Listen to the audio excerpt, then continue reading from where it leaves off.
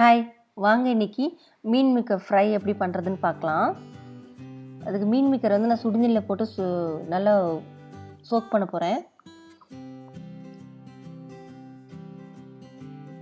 இந்த மாதிரி மீன் மேக்கரை போட்டு நல்லா சோக் பண்ண கொதிக்க வைக்க வேண்டாம், இந்த மாதிரி போட்டால் மட்டும் போதும். இப்போ நான் குட்டி குட்டி பீஸாக கட் பண்ணிக்கலாம். அப்போ தான் சீக்கிரம் நல்லா வேகும், நல்லாவும் டேஸ்ட்டும் நல்லாயிருக்கும். அதனால நான் குட்டி குட்டி பீஸாக கட் பண்ணிடுவேன் எப்போவுமே. இப்போ ஒரு கடாயில் எண்ணெய் விட்டுக்கலாம். எண்ணெய் விட்டு கொஞ்சம் கடுகு போடலாம்.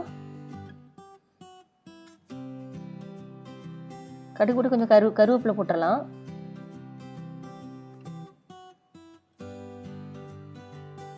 இப்போ மீன் மேக்கரை நம்ம தண்ணி பிழிஞ்சு எடுத்து வச்சுக்கணும்.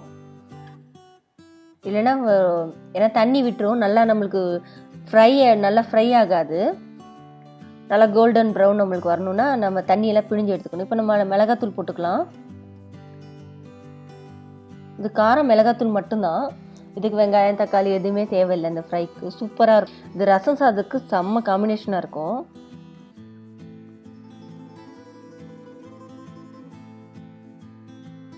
நல்லா தண்ணியெல்லாம் விடக்கூடாது, அப்படியே வச்சு நம்ம கிளறிட்டே இருக்கணும். இந்த பாருங்கள், இப்படி நல்லா கிளறிட்டே இருக்கணும். நம்ம சால்ட்டு போட்டுடலாம்.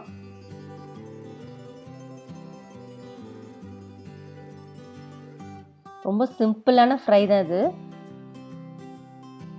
பாருங்கள் வெந்துருச்சு, நல்லா கோல்டன் ப்ரௌன், நல்லா கோல்டன் ப்ரௌன். இங்கே பாருங்கள் எப்படி இருக்குன்னு. இந்த மாதிரி ட்ரை பண்ணி பாருங்கள். பாய்.